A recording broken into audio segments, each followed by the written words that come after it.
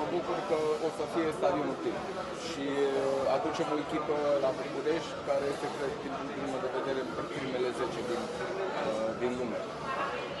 M-aș bucura să aibă un rezultat bun și este important pentru că FCSB-ul o să rămână în primele 8 cu un egal din punctul meu de vedere. Poate face asta FCSB?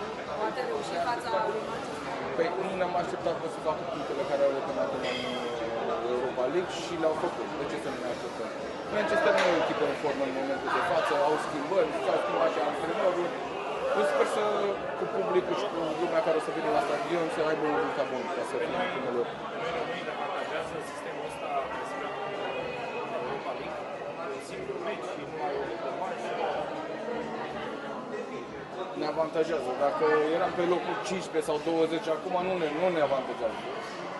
Avem un moment bun cu FCSB-ul în momentul de față. Eu sper că la anul să avem mai multe echipe în Conference sau în Europa League și de ce nu pe FCSB în Champions League.